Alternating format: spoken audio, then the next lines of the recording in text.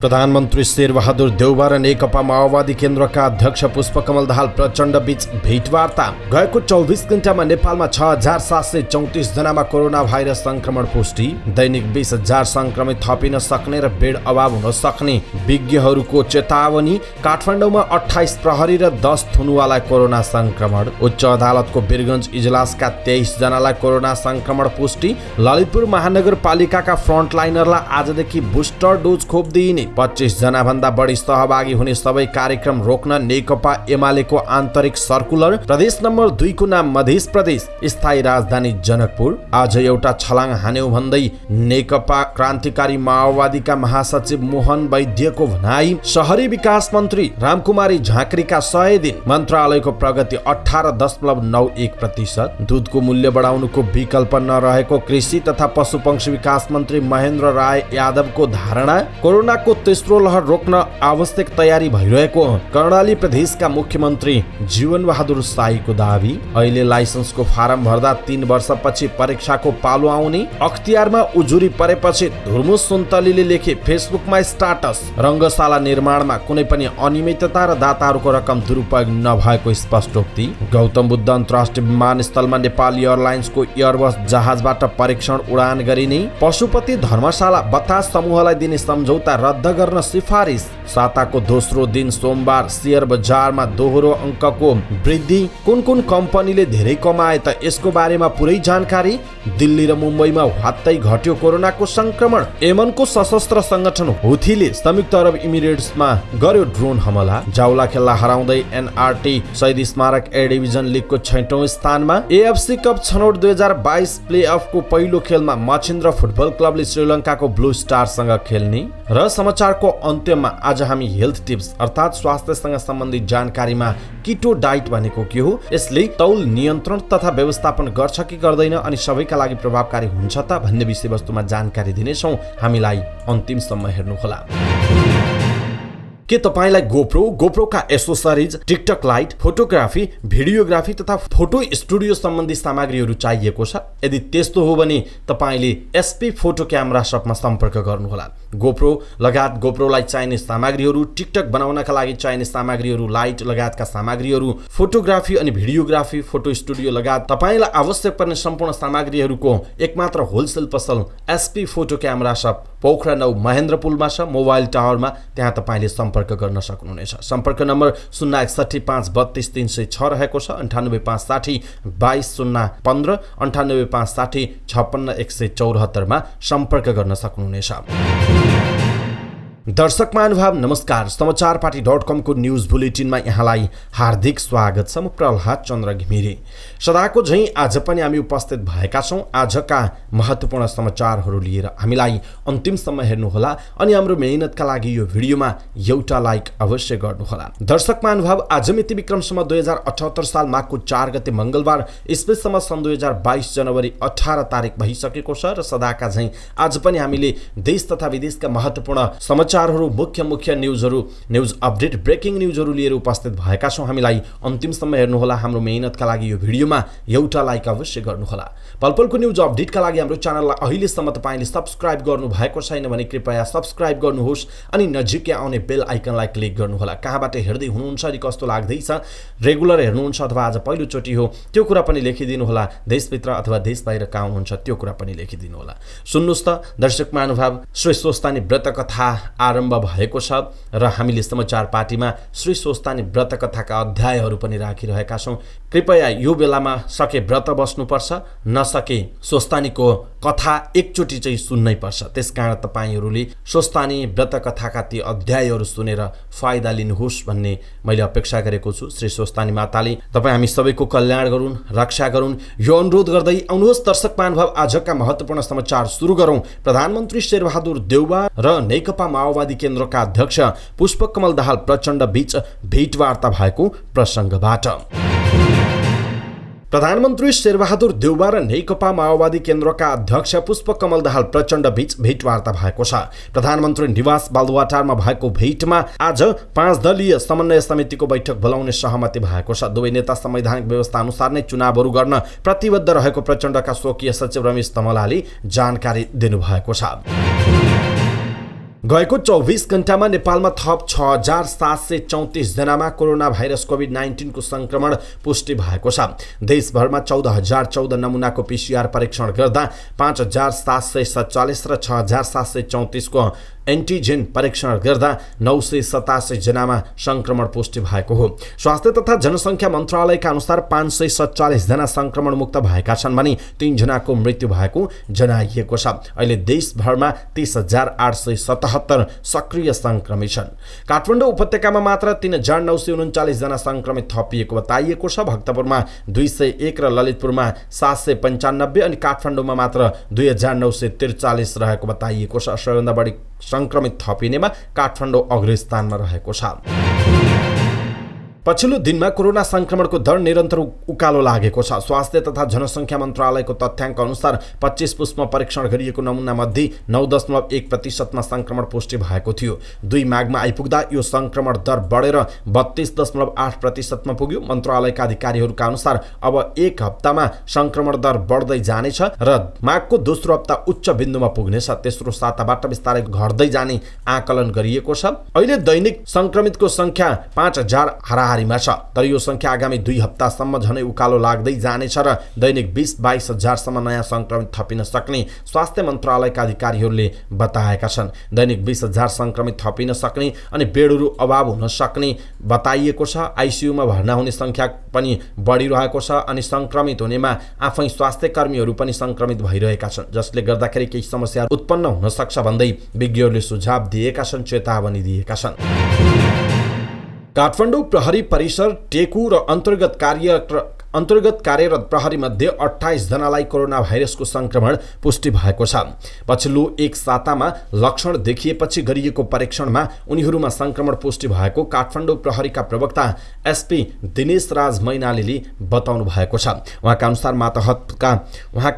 मातहतका हिरासतमा रहेका 10 थुनुवा पनि संक्रमित भएका छन्। उनीहरूलाई कीर्तिपुर स्थित सामुदायिक आइसोलेसन सेन्टरमा राखिएको मैनालीले बताउनु भएको छ। काठमाडौँ प्रहरी मातहत राजधानीमा प्रहरी नायब उपरीक्षक डीएसपी को कमान्डमा 14 वटा प्रहरी वित्त र प्रहरी निरीक्षक इन्सपेक्टरको नेतृत्वमा 9 वटा प्रभाग छन्। सही र हवलदारको नेतृत्वमा थप 20 वटा कार्यालय सहित 29 वटा युनिट काठमाडौँमा छन्। प्रहरी प्रधान कार्यालय नक्सालका प्रवक्ता विष्णु कुमार केसीका अनुसार अहिलेसम्म 60,597 जना प्रहरी कर्मचारीले पहिलो र 48,445 जनाले दुवै डोज कोभिड-19 विरुद्धको खोप लगाएको बताइएको छ। उच्च अदालत जनकपुरको वीरगञ्ज इजलासका न्यायाधीश सहित 23 जनालाई कोरोना भाइरस कोभिड-19 को संक्रमण पुष्टि भएको छ। एक न्यायाधीश, रजिस्ट्रार, उपरजिस्ट्रार सहितका कर्मचारीलाई कोरोना संक्रमण देखिएको हो। ठूलो संख्यामा कर्मचारी संक्रमण भएपछि अदालतको काम कारबाही नै प्रभावित हुने देखिएको बताइएको छ। ललितपुर महानगरपालिकाले आजदेखि कोभिड-19 विरुद्धको बुस्टर डोज खोप दिने भएको छ। महानगरपालिकाले हिजो एक सूचना जारी गर्दै महानगरका 8 अस्पतालबाट बुस्टर डोज खोप दिने जानकारी गराएको हो। माघ 6 गतेसम्म सञ्चालन हुने बुस्टर डोज खोप अभियानमा अग्रपंक्तिमा खटिने स्वास्थ्य कर्मी तथा कर्मचारी, सुरक्षाकर्मी, सरसफाई कर्मी, एम्बुलेन्स तथा सब वाहन चालक, महिला स्वयंसेवक लगायतलाई बुस्टर डोज खोप दिइनेछ। यस्तै सार्वजनिक क्षेत्र सरकारी कार्यालय, सामुदायिक सेवा प्रवाह गर्ने सङ्घ संस्था, बैंकिङ सेवाका कर्मचारी, त्रिभुवन अन्तर्राष्ट्रिय विमानस्थलमा खटिने कर्मचारी, पत्रकार, सार्वजनिक यातायात चालक तथा सहचालक लगायतलाई पनि बुस्टर डोज खोप दिइने महानगरले जनाएको छ। प्रमुख प्रतिपक्ष दल नेकपा एमाले 25 जना भन्दा बढीको सहभागी हुने सबै कार्यक्रम रोक्न आन्तरिक सर्कुलर गरेको छ। पार्टी केन्द्रीय कार्यालयले आन्तरिक सर्कुलर जारी गर्दै कोभिड-19 को बढ्दो संक्रमणलाई ध्यानमा राख्दै पार्टी तथा जनसंगठनका 25 जना भन्दा बढी सहभागिता रहने सबै कार्यक्रमहरू स्थगित गर्न निर्देशन दिएको हो। आवश्यक सतर्कता अपनाउँदै जनताको सेवामा जुट्न पनि एमाले पार्टीका सबै कमिटी, नेता, कार्यकर्ता र जनप्रतिनिधिहरूलाई भनेको जनाइएको छ। प्रदेश नम्बर 2 को नाम मधेस नामाकरण भएको छ। हिजो बसेको प्रदेश सभा बैठकले प्रदेश सभाको नाम मधेस प्रदेश राख्ने प्रस्ताव 2/3 बहुमतका साथ पास गरेको हो। प्रदेशको नाम सम्बन्धी भएको मतदानमा 79 सांसद सहभागी भएका थिए, जसमध्ये 80 जनाले पक्षमा मतदान गरेका थिए। सरकारको नेतृत्व गरिरहेको जनता समाजवादी पार्टी जसपासँगै सत्तारूढ नेकपा माओवादी केन्द्र र विपक्षी लोकतान्त्रिक समाजवादी पार्टी लोजपाले संयुक्त रूपमा प्रदेशको नाम मधेस प्रस्ताव गरेका थिए। जसपाको 39, माओवादीका 8 र लोजपाका 16 जना गरी 63 जना सांसद थिए। सांसद रहेका थिए। एकजना सांसद रहेको नेपाल संघीय समाजवादी पार्टीले पनि यसमा समर्थन जनाएको थियो।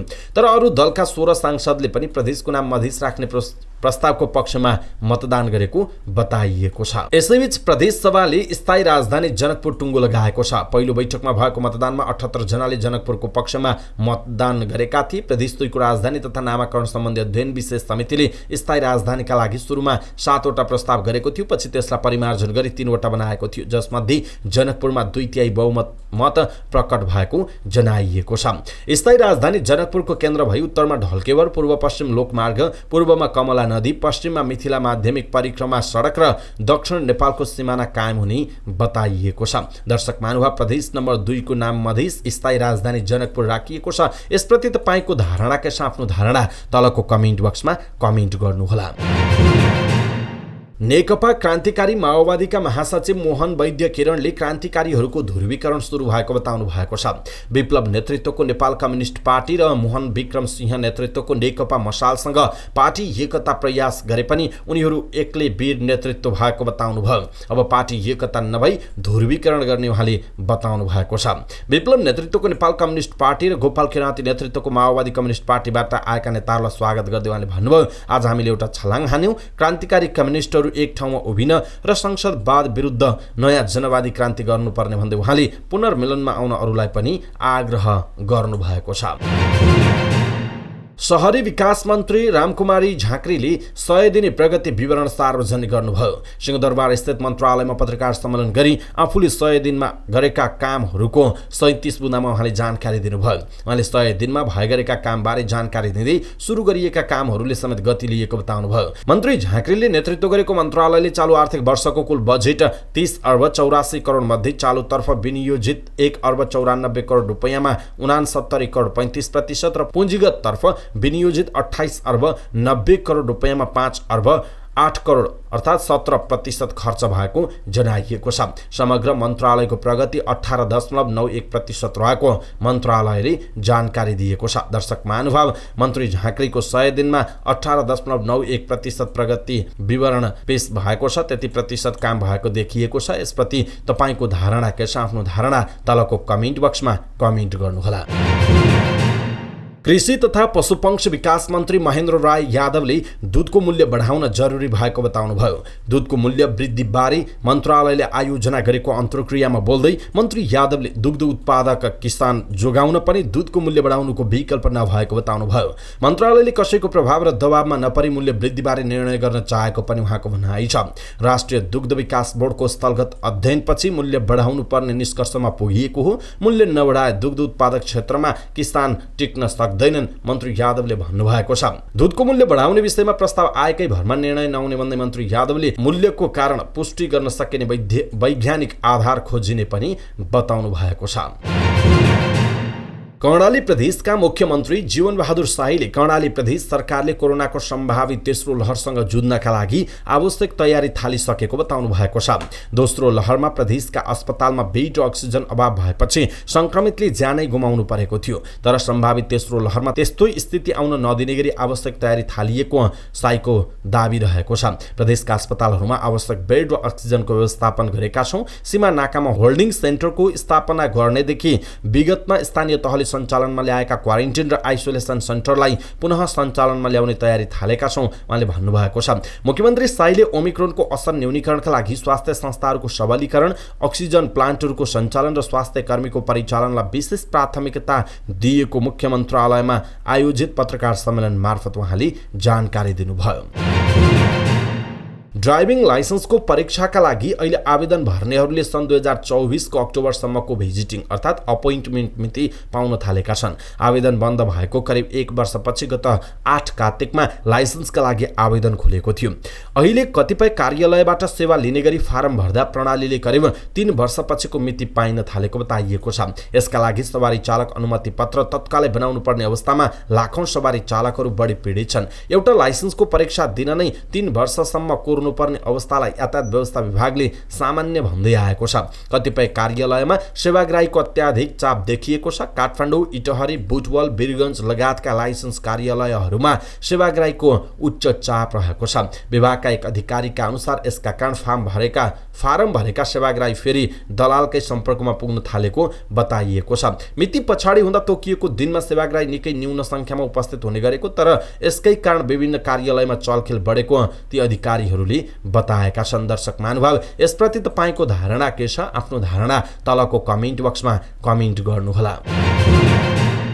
धुर्मुस र सुन्तलीले क्रिकेट रङ्गशाला निर्माणमा कुनै पनि अनियमितता नभएको र दाताहरूको रकम दुरुपयोग नभएको स्पष्ट पारेका छन्। उक्त परियोजना निर्माणमा अनियमितता भएको भन्दै अख्तियारमा उजुरी परेको छ। अस्ति उजुरी परेपछि हिजो फेसबुकमा स्टाटस लेख्दै उनीहरूले धुर्मुस सुन्तली फाउन्डेसनको नाममा एक अपिल सार्वजनिक गर्दै यस्तो दावी गरेका हुन्। अपिलमा भनिएको छ, सहयोगी मनहरूबाट प्राप्त रकमको दुरुपयोग हामी सोच्न पनि सक्दैनौँ। परियोजनामा कुनै प्रकारको अनियमितता र गलत कार्यको गुन्जाइस नरहेकोमा सबैलाई आश्वस्त तुलाउन चाहन्छौँ भनिएको छ। दर्शक महानुभाव, पछिल्लो समय धुर्मुस सुन्तली फाउन्डेसन, रङ्गशाला अनि अख्तियारमा उजुरी परेको विषय लगायतका विषयहरू आइरहेका छन्। यसप्रति तपाईँको धारणा के छ? आफ्नो धारणा तलको कमेन्ट बक्समा कमेन्ट गर्नुहोला।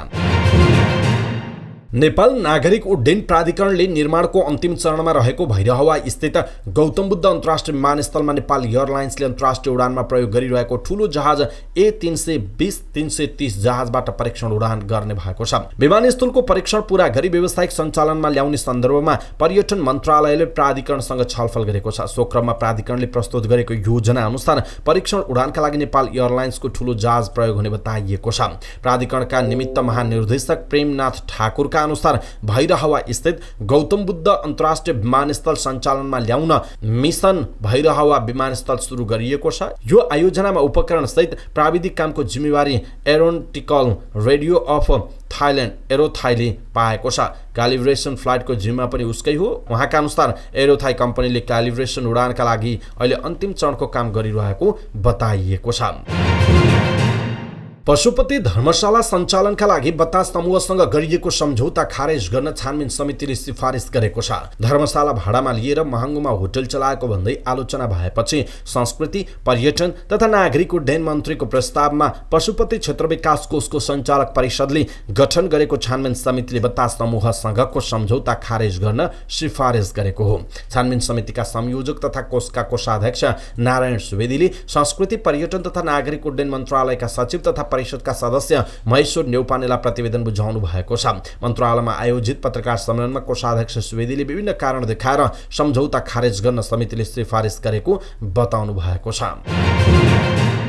साताको दोस्रो दिन सोमबार पनि शेयर बजार दोहोरो अङ्कले बढ्यो। शेयर कारोबार मापक नेप्से परिसूचक 20.64 अङ्कले बढेर 2977.38 अङ्कमा पुगेको हो। कारोबार रकम भने आइतबारको भन्दा केही कमी भयो। आइतबार 9 अर्ब 64 करोड भन्दा धेरैको कारोबार भएकोमा सोमबार 7 अर्ब 90 करोड रुपैयाँको कारोबार भएको छ। बजार समग्रमा बढे पनि केही कम्पनीहरूको शेयर मूल्य पनि घटेका छन्। धेरैजसो कम्पनीहरूको शेयर मूल्य घटेको बताइएको छ। सबैभन्दा धेरै शेयर मूल्य बढ्नेमा मध्य भोटेकोशी हाइड्रो पावर कम्पनी पहिलो नम्बरमा देखिएको छ। यस कम्पनीको शेयर मूल्य 10% ले बढेर 458 रुपैयाँ 80 पैसा पुगेको छ। दोस्रोमा सनराइज ब्लू चिपको शेयर मूल्य 8.33% ले बढेर 9 रुपैयाँ 88 पैसा पुगेको छ भने सिंगटी हाइड्रोको 8.19% ले बढेर 489 रुपैयाँ पुगेको छ। यस्तै सीडीबी हाइड्रो पावरको 8.01% ले बढेर 972 रुपैयाँ, एनआरएन इन्फ्रास्ट्रक्चरको 7.78% ले बढेर 720 रुपैयाँ, सामलिङ पावरको 7.04% ले बढेर 593 रुपैयाँ, नेपाल एसबीआई को 6.02% ले बढेर 405 रुपैयाँ, हिमालयन ऊर्जा विकासको 5.95% ले बढेर 544.60 रुपैयाँ, अरुण भ्याली हाइड्रोको 5.89% ले बढेर 571.30 रुपैयाँ र लिबर्टी इनर्जीको 5.26% ले बढेर 396 रुपैयाँमा पुगेको जनाइएको छ। भारतका दुई मुख्य शहरमा कोभिड-19 का संक्रमित 81 घटेका छन्। अधिकारीहरूले दिल्ली र मुम्बईमा कोभिड संक्रमितको संख्या ह्वात्तै घटेको बताएका हुन्। भारतमा तेस्रो लहर सुरु भएसँगै पछिल्लो समय दैनिक संक्रमितको संख्या बढिरहेको देखिन्छ। त्यहाँ केही दिन यता दैनिक संक्रमितको संख्या 2.5 लाख नाघेका छन्, तर राजधानी दिल्ली र मुम्बईमा पछिल्लो 2 दिनमा संक्रमितको संख्या निकै घटेको अधिकारीहरूको भनाइ छ। दिल्लीमा सोमबार 15,000 भन्दा कम अर्थात् जनवरीको सुरु यता पहिलो पटक 15,000 भन्दा कम संक्रमित थपिने अपेक्षा गरिएको थियो। मुम्बईमा आइतबार दैनिक संक्रमितको संख्या जनवरी यता पहिलो पटक 10,000 भन्दा कममा झरेको छ। दिल्ली र भारतको आर्थिक राजधानी समेत मानिने मुम्बईमा संक्रमित भएका मध्ये अधिकांश घरमै निको भएको रोइटर्सले जनाएको छ। दुवै शहरका कोभिड अस्पतालमा 80% भन्दा बढी बेड खाली रहेको समाचारमा उल्लेख गरिएको छ।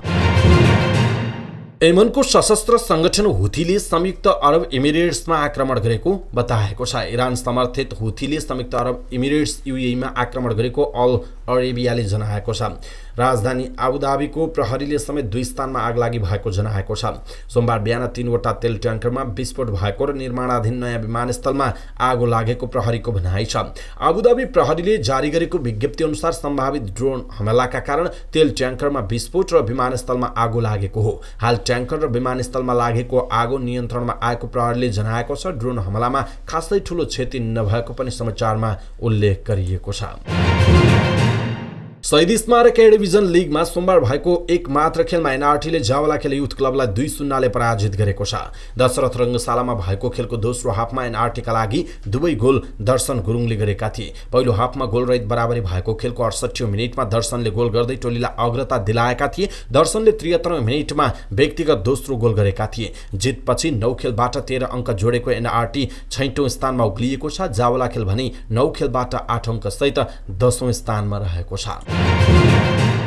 एएफसी कप छनौट 2022 प्लेअफको पहिलो खेलमा मछिन्द्र फुटबल क्लबले श्रीलङ्काको ब्लू स्टारसँग खेल्ने भएको छ। एसियाली फुटबल महासंघ एएफसीको तालिका अनुसार मछिन्द्रले ब्लू स्टार प्रतिद्वन्दी पाएको हो। दक्षिण एसिया क्षेत्रमा रहेको मछिन्द्र र ब्लू स्टार बीचको खेल आउँदो अप्रिल 5 मा दशरथ रङ्गशालामा हुनेछ। यो खेलमा विजेताले दोस्रो चरणमा भारतको मोहन बगानसँग खेल्नेछ। दोस्रो चरणको खेल अप्रिल 12 मा हुनेछ। मछिन्द्र क्लब शहीद स्मारक ए डिभिजन लिगको 7औं चरणसम्म शीर्ष स्थानमा रहँदै एएफसी कपमा छनौट भएको हो। र समाचारको अन्तिममा हेल्थ टिप्स अर्थात् स्वास्थ्यसँग सम्बन्धित जानकारीमा आज हामी किटो डाइट के हो, यसले तौल नियन्त्रण तथा व्यवस्थापन गर्छ त, के सबैका लागि किटो डाइट प्रभावकारी छ त भन्ने विषयवस्तुमा पोषण विज्ञानमा विद्यावारिधि गरी हाल सात्विक न्युट्री फुडमा आबद्ध रहेकी सुधाश्री अधिकारीले दिएको यो सल्लाह हामी यहाँहरुमाझ प्रस्तुत गर्दैछौँ। हामीलाई अन्तिमसम्म हेर्नुहोला। विभिन्न सूचना प्रविधि खोज तथा अनुसन्धानको विकास क्रमसँगै हाम्रो शरीरलाई सन्तुलित राख्न र मोटोपना घटाउन विभिन्न थरीका डाइट प्लान तथा प्रविधि भित्रिएका छन्। अहिले नेपालमा इन्टरमिटेन्ट फास्टिङ र किटो डाइटको चर्चा ह्वात्तै बढेको छ। नयाँ नयाँ प्रविधि आए पनि हामी तिनीहरूको वास्तविकता नबुझिकन त्यसको पछाडि लाग्नुभन्दा यिनीहरूको फाइदा बेफाइदा बुझेर मात्र अगाडि बढ्नु राम्रो हुन्छ। त्यसो त आज हामी किटो डाइट भनेको के हो र यसको बारेमा केही चर्चा गरौँ। किटो डाइट भनेको खानाको एउटा विधि हो जसमा फ्याट अर्थात् बोसोको मात्रा उच्च 70-80%, प्रोटिनको मात्रा मध्यम 10-20% र कार्बोहाइड्रेटको मात्रा न्यून 5 देखि 10% सम्म हुन्छ। यो प्रविधि वा तालिका सन् 1921 मा एपिलेप्सी वा सिजर भएका बिरामीको उपचारका लागि प्रयोगमा ल्याइएको थियो र अहिले यो तौल नियन्त्रण तथा मोटोपन भएका व्यक्तिबीच तौल व्यवस्थापनका लागि चर्चा बटुलिरहेको छ। अहिले आएर यो विधि विश्वव्यापी रूपमा छलफलको विषय बनेको छ। किटो डाइटलाई मानिसहरूले परामर्श लिएर सो अध्ययन गरेर वा बिना सोधखोज प्रयोगमा ल्याइरहेका छन्। यसमा मुख्य गरी फ्याट बोसोलाई प्राथमिकतामा राखिन्छ। कार्बोहाइड्रेट जुन हाम्रो शरीरको ऊर्जाका लागि अपरिहार्य हुन्छ यस डाइटमा न्यून मात्रामा राखिएको छ। त्यसो भए किटो डाइटमा शरीरलाई चाहिने ऊर्जा कहाँबाट मिल्छ त? यसमा हाम्रो शरीरलाई चाहिने ऊर्जा फ्याट अर्थात् बोसो वा प्रोटिनबाट मिल्दछ र यो प्रक्रियालाई किटोसिस वा किटोजेनेसिस भनिन्छ। फ्याट प्रशस्त मात्रामा पाइने खानाहरूमा नट्स, एभोगाडो, अण्डा, माछा तथा मासुहरू पर्दछन्। त्यसैले सामान्य अर्थमा भन्नुपर्दा किटो डाइटमा अन्डा, माछा र मासुको मात्रा बढी हुन्छ।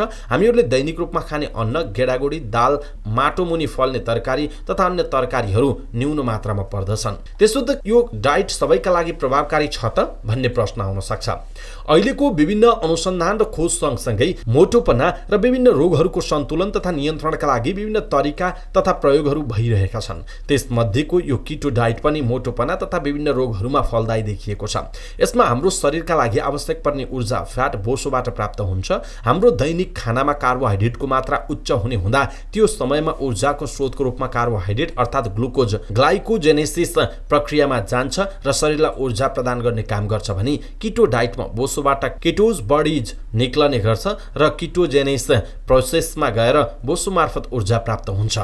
यो पद्धति प्रयोगमा लिएर आउनु पूर्व यस सम्बन्धी दक्ष परामर्शदाता वा पोषणविदसँग सल्लाह सुझाव लिएर उनीहरूको निगरानीमा मात्र सुरु गर्नुपर्छ। यसमा खानाको सन्तुलन मिलाउन सकिएन वा जानिएन भने हाम्रो शरीरमा चाहिने बढीभन्दा बढी किटोनको निष्कासन हुन जान्छ र हाम्रो शरीरलाई फाइदाभन्दा बढी बेफाइदा हुन सक्छ। यो पद्धति सबैका लागि प्रभावकारी हुँदैन। यसमा रेसादार खानाको कमी हुने भएका कारण कब्जियत वा पाचन प्रणालीमा समस्या भएकाहरूका लागि यो उचित हुँदैन। त्यसैगरी विभिन्न अङ्गहरूमा जस्तै प्याङ्क्रियाज, कलेजो, मृगौला, पित्तथैली, थाइरोइड जस्ता अङ्गहरूमा समस्या भएका तथा मृगौला र पित्तथैलीमा पत्थरी भएका व्यक्तिहरूलाई उपयुक्त हुँदैन। त्यसैगरी शारीरिक परिश्रम गर्ने, छिटो छिटो ऊर्जाको आवश्यक पर्ने व्यक्तिहरूका लागि पनि यो उचित नहुने बताइएको छ। त्यसो त नेपाल जस्तो देशमा यो प्रभावकारी छ त? अमेरिका, युरोप जस्ता पश्चिमा देशहरूमा मासुजन्य चीज तथा उच्च भोषोयुक्त खानाको उपभोग बढी हुन्छ। त्यस्ता राष्ट्रहरूमा यो किटो डाइट पालना गर्न सजिलो अनि प्रभावकारी पनि हुन्छ। तर नेपाल लगायत अन्य एसियाली राष्ट्रहरू जहाँ मुख्य खाना नै कार्बोहाइड्रेट अर्थात् अन्न, चामल वा रोटी पर्छ, त्यहाँ यो डाइट प्लान त्यति उचित देखिँदैन। अमेरिका तथा युरोपमा बसोबास गर्ने मानिसहरू प्रशोधित र मासुजन्य खाना अत्याधिक सेवन गर्छन् र फलफुल तथा सागसब्जीको न्यून प्रयोग हुन्छ। त्यस्ता ठाउँमा बसोबास गर्नेहरूका लागि प्रशोधित खानाहरूको उपभोग घटाएर किटो डाइट प्रयोगमा लिएर आउनु मोटोपना तथा अन्य रोगको उपचारमा उचित देखिन्छ। तर हाम्रो जस्तो न्यून आय भएको तथा विभिन्न अन्न, गेडागुडी, दाल, फलफुल, सागसब्जी प्रशस्त मात्रामा उत्पादन तथा प्रयोग हुने राष्ट्रहरूमा यो डाइट प्लान त्यति प्रभावकारी नहुन सक्छ। नेपाल भौगोलिक विविधताले भरिपूर्ण मुलुक हो जहाँ विभिन्न थरीका अन्न र अन्य गेडागुडी पाइन्छ र ती खानेकुराहरूलाई नै सन्तुलनमा राखेर प्रयोग गर्न जानियो भने मोटोपना तथा अन्य दीर्घ रोग लाग्नबाट पनि बच्न सकिन्छ। त्यसो त विभिन्न रेसायुक्त चामल, पिठो, मकै लगायतका सामग्रीबाट हामीले अत्याधिक ग्लुकोजको सेवन गरिरहेका छौँ जसको हामीलाई आवश्यकता नै छैन। त्यसैले आफ्नो शरीर स्वस्थ राख्न कुनै नयाँ विधि आएछ भनेर त्यसको पछाडि लाग्नुभन्दा पहिला हामीले हाम्रो भान्सा अनि हाम्रो बुझाइ परिवर्तन गर्न जरुरी छ। हाम्रो धरातल, भौगोलिक बनावट र परिवेश बुझ्न जरुरी छ। त्यति गरिसकेपछि हामीलाई निरोगी र स्वस्थ रहनका लागि कसैको नक्कल गरिराख्नु पर्दैन र कुनै नयाँ प्रविधि, डाइट प्लान तथा अन्य कुराहरूको खाँचो पर्ने छैन। दर्शक महानुभाव, आज हामीले किटो डाइट भनेको के हो, यसको नियन्त्रण र व्यवस्थापन केले गर्छ र सबैका लागि प्रभावकारी छ त भन्ने विषयवस्तुमा सुधाश्री अधिकारीले दिएको सल्लाह हामीले यहाँहरुमाझ प्रस्तुत गर्यौं। तपाईलाई कस्तो लाग्यो आफ्नो धारणा तलको कमेन्ट बक्समा कमेन्ट गर्नुहोला। अनि सबै नेपालीहरुमाझ यो मोटोपनाको समस्या धेरै नेपालीहरुमा छ, त्यसकारण सबै नेपालीहरुमाझ पुर्याउनका लागि यो भिडियोलाई एउटा शेयर अवश्य गरिदिनु होला आफ्नो फेसबुक, व्हाट्सएप, भाइबर, मेसेन्जरमा। अवस्था दर्शक महानुभाव, आजका महत्त्वपूर्ण समाचारहरू यति नै। हामीले प्रस्तुत गरेका समाचारहरूप्रति तपाईको धारणा के छ, आफ्नो धारणा तलको कमेन्ट बक्समा कमेन्ट गर्नुहोला। हाम्रो मेहनतका लागि यो भिडियोमा एउटा सानो लाइक अवश्य गर्नुहोला। दर्शक महानुभाव, पलपलको न्यूज अपडेटका लागि हाम्रो च्यानललाई सब्स्क्राइब गर्नुहोस् अनि नजिकै आउने बेल आइकनलाई क्लिक गर्नुहोला। पलपलको न्यूज अपडेटका साथ फेरि हाम्रो भेट हुनेछ। तपाई समाचारपाटी.com हेर्दै गर्नुहोस्। नमस्कार।